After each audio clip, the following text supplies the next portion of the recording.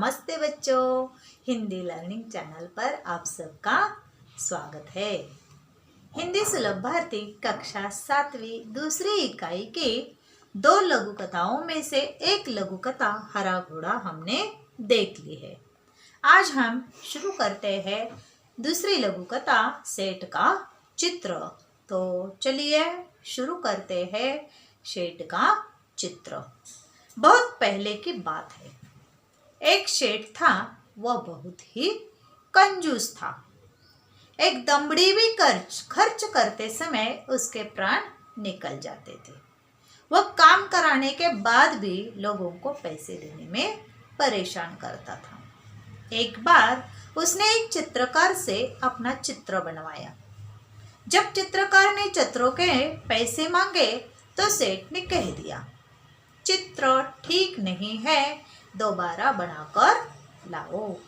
चित्रकार ने कई बार चित्र बनाए, लेकिन वह कंजूस सेठ हर बार कह देता कि चित्र ठीक नहीं है।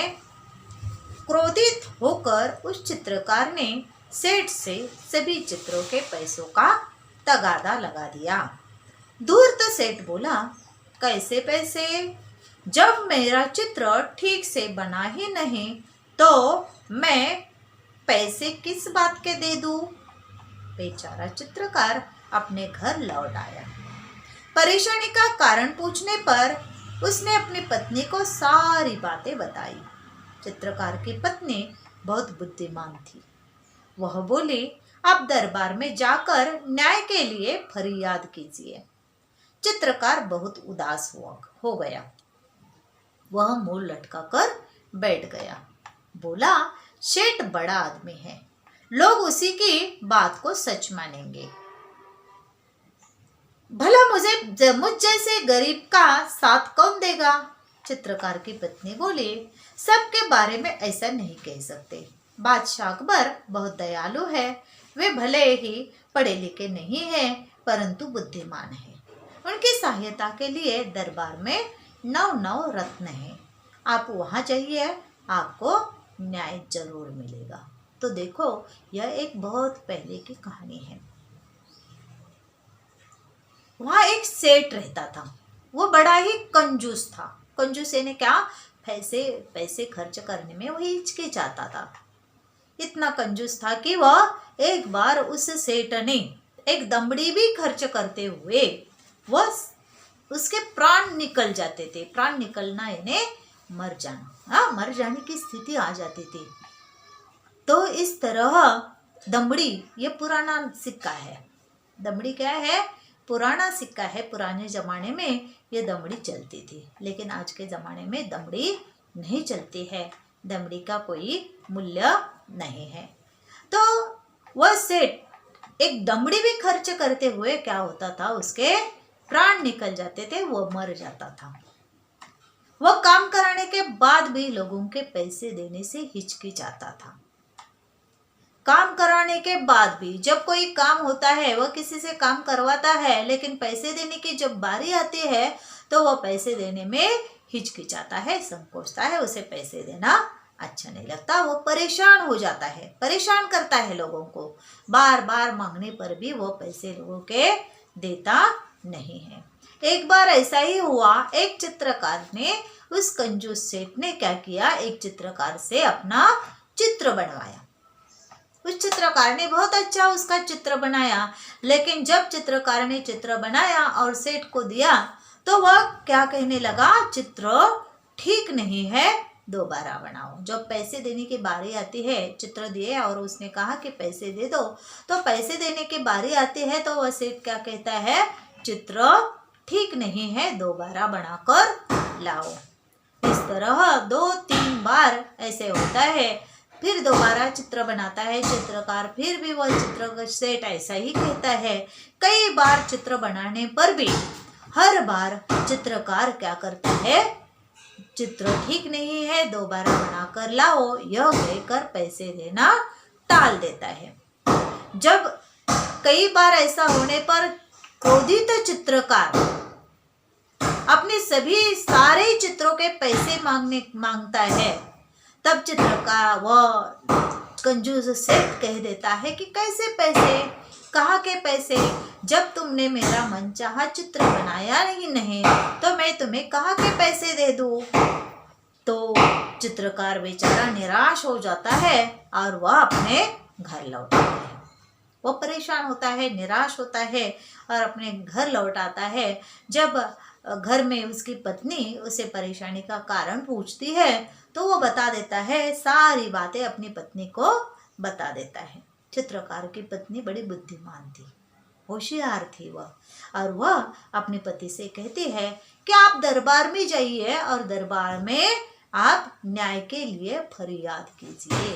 फरियाद करना यानी प्रार्थना करना या याचना करना। आप याचना कीजिए, प्रार्थना कीजिए, दरबार में जाकर आप अपने प्रति न्याय के लिए आप वहाँ पर फरियाद कीजिए। चित्रकार बहुत उदास था क्योंकि वह मुंह लटकाए बैठ गया, उदास हो गया। मुंह लटका कर बैठना यानी उदास हो जाना। वह उदास हो जाता है और वह कहता है कि सेठ बड़ा आदमी है। सेठ कैसा आदमी है? बड़ा आदमी है, वो अमीर है। बड़ा आदमी मतलब अमीर, लोग उसी की बात को सच मानेंगे। सेठ भला आदमी है, बड़ा आदमी है और मैं छोटा हूँ, मैं गरीब हूँ, वो अमीर है, और लोग क्या कहेंगे? लोग उसी का कहना मान लेंगे, लोग उसी को सच समझेंगे और मुझे झूठ समझेंगे। मेरा गरीब का साथ कौन देगा? चित्रकार की पत्नी कहती है कि राजा बड़ा दयालु है। राजा बड़ा क्या है? दयालु है। आप भले ही वे पढ़े लिखे नहीं हैं, लेकिन वे दयालु है, न्यायी है, और उनके दरबार में जाकर आप न्याय के लिए फरियाद कीजिए, क्योंकि उनके दरबार में 9 बुद्धिमान रत्न बैठे हैं, इसलिए आपको उनके दरबार में जरूर न्याय मिलेगा। यह कहकर उस चित्रकार की पत्नी उसे दरबार में जाने की सलाह देती है। दूसरे दिन चित्रकार बादशाह अकबर के दरबार में चला जाता है और पूरा किस्सा सुना दिया। बादशाह अकबर ने चित्रों को लेकर सेठ को दरबार में बुलवा दिया। बादशाह अकबर ने चित्रकार को सारे सेठ के चित्र लेकर उसे दरबार में बुलाते हैं। बादशाह ने सभी चित्रों को गौर से देखकर कहा, तुम्हारे इन चित्रों में क्या कमी है? बादशाह सभी चित्र लेते हैं और देखते हैं, गौर से देखते हैं और कहते हैं कि तुम्हारे इन चित्रों में क्या कमी है ताकि तुम इसे पैसे देना नहीं चाहते हो। तो सेठ कहता है कि हुजूर, इनमें से एक भी चित्र हूबहू मेरे चेहरे जैसा नहीं है। सेठ क्या कहता है कि हुजूर, इन चित्रों में से एक भी चित्र मेरे चेहरे जैसा चेहरा नहीं है। इन चित्रों में हूबहू चेहरा नहीं है, तो मैं कैसे इसे पैसे दे सकता हूँ। बादशाह मुश्किल में पड़ गया कि न्याय कैसे करे। बादशाह मुश्किल में पड़ जाते हैं कि आखिर न्याय कैसे करे, चित्रकार को न्याय कैसे मिले। इस बारे में वे मुश्किल में पड़ जाते हैं, दुविधा में पड़ जाते हैं। बड़ी देर तक वे विचार करते रहते हैं। जब उन्हें कुछ समझ में नहीं आया तो बीरबल से न्याय करने के लिए उन्होंने कह दिया। जब बहुत देर तक सोचने के बाद भी जब उनकी समझ में नहीं आता कि न्याय कैसे करे, तो उन्होंने अपने दरबार के 9 रत्नों में से एक रत्न को बुलाया। वह सबसे बुद्धिमान रत्न कौन सा था? बीरबल था। तो बीरबल को बुलाया और बीरबल को कह दिया कि इनका न्याय तुम कर दो, इन दो सेठ और चित्रकार का न्याय तुम कर दो। बीरबल में सारी बातें ध्यान से सुनी और तुरंत समझ गए कि सेठ चेहरा बदलने में निपुण है। बीरबल में वह सारे चित्र गौर से देखे, ध्यान से देखे और बीरबल की समझ में आ गया कि यहाँ धूर्त या चालाकी कौन कर रहा है? सेठ कर रहा है। सेठ क्या है? चेहरा बदलने में निपुण है। हर फोटो में, हर चित्र में वह सेठ क्या करता है? अपना चेहरा बदल देता है। वह पारंगत है, निपुण है यानी चतुर है, पारंगत है। वो अपना चेहरा हर बार बदलता है। चित्रकार को पैसे न देने पड़े इसलिए वह नाटक कर रहा है। चित्रकार को पैसे न देने पड़े इसलिए वह सेठ क्या कर रहा है? नाटक कर रहा है। उसको सही रास्ते पर लाना जरूरी है। और ऐसे कंजूस या धूर्त सेठ को रास्ते पर लाना बहुत जरूरी है। इसलिए कला और कलाकार को सम्मान देना चाहिए, सम्मान करना चाहिए।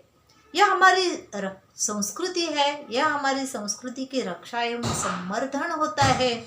इसलिए उसे कलाकार की कदर करनी चाहिए। इसलिए उसने यह काम अपने हाथ में ले लिया और वह कला में निपुण कलाकारों की इज्जत जहाँ होती है वह देश विश्व में विख्यात होता है। उसे मालूम है कि कला और कलाकार की इज्जत जिस देश में होती है वह देश क्या होता है, विख्यात होता है, प्रसिद्ध होता है। इसलिए बीरबल ने चित्रकार को कहा, तुम्हारे चित्रों में सचमुच बहुत कमियां हैं। इसलिए बीरबल ने चित्रकार को बुलाया और उसे कह दिया कि सचमुच, अरे मैंने तुम्हारे चित्र देखे हैं, सचमुच तुम्हारे चित्रों में क्या है, बहुत सी कमियां हैं। 3 दिन बाद तुम इस सेठ का हूबहू चित्र बनाकर दरबार में ले आओ। तुम्हारे ये जो चित्र निकाले हैं इनमें बहुत कमियां हैं, इसलिए तुम्हें क्या करना होगा, सेठ का हूबहू चित्र निकालना होगा और 3 दिन के बाद तुम्हें दोबारा दरबार में वह चित्र लेकर आना होगा। तुम्हें पैसे मिल जाएंगे, सेठ तुम्हें चित्र के पैसे दे देंगे और सेठ तुम भी दरबार में आकर चित्रकार को पैसे दे देना। और सेठ तुम भी क्या काम करना है, तुम्हें दरबार में आकर चित्रकार के चित्र के पैसे दे देना है। 3 दिन बाद तुम दरबार में एक बड़ा सा दर्पण लेकर उपस्थित हो जाना। और चित्रकार को यह भी कहते हैं कि सेठ को यह भी कहता है बीरबल कि 3 दिन बाद तुम जब आओगे तो चित्रकार तुम क्या करो, अपने साथ अपना दर्पण भी ले आओ। दर्पण यानी क्या, आईना। दर्पण का अर्थ है आईना, वह दर्पण भी लेकर आना। 3 दिन बाद चित्रकार दरबार में आया और सेठ के सामने दर्पण रखकर बोला। 3 दिन बाद चित्रकार दरबार में आता है और दर्पण सेठ के सामने रखता है और कहता है कि सेठ जी आपका चित्र तैयार है। दर्पण सेठ के सामने रख दिया और वह बोला कि सेठ जी आपका चित्र तैयार है। सेठ अपना प्रतिबिंब देखकर बोला। सेठ ने देखा कि दर्पण में उनका प्रतिबिंब दिख रहा है, दिखाई दे रहा है और अपना प्रतिबिंब देखकर सेठ कहने लगता है कि परंतु यह तो दर्पण है, यह मेरा चित्र है, लेकिन यह क्या है, दर्पण है, यह चित्र नहीं है। दर्पण में मेरा प्रतिबिंब दिखाई दे रहा है, यह चित्र नहीं है। नहीं, यह तो असली चित्र है। नहीं, यह तो क्या है, असली चित्र है। बीरबल ने पूछा, सेठ जी यह तो तुम्हारा ही रूप है नहीं, है या नहीं? तो बीरबल सेठ जी से पूछते हैं कि सेठ जी यह तो आपका ही रूप है, सच बताइए ये रूप आपका है या नहीं? सेठ जी बोला जी हाँ। सेठ जी कहता है कि जी हाँ, यह तो मेरा ही रूप है।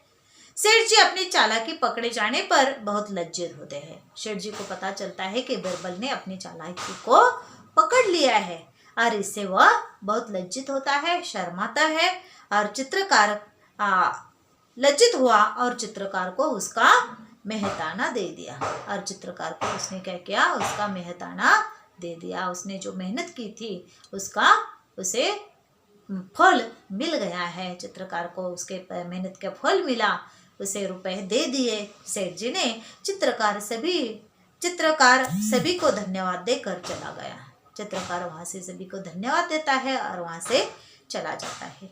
बीरबल के न्याय से बादशाह अकबर बहुत खुश हुए। बीरबल ने इस तरह न्याय दिया था कि उसके न्याय से बादशाह खुश हो जाते हैं। बादशाह अकबर की प्रत्येक समस्या का समाधान बीरबल अपनी बुद्धिमानी से फटाफट कर देते थे। यहाँ भी बीरबल ने दूध का दूध और पानी का पानी कर दिखाया था।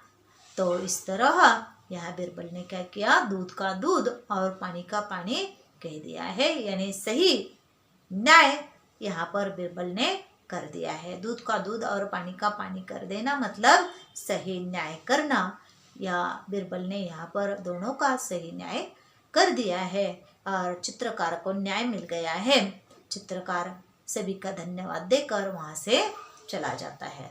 तो इस तरह बीरबल बुद्धिमान है और अपनी बुद्धिमानी से हर एक को न्याय दिलाने का काम करता है।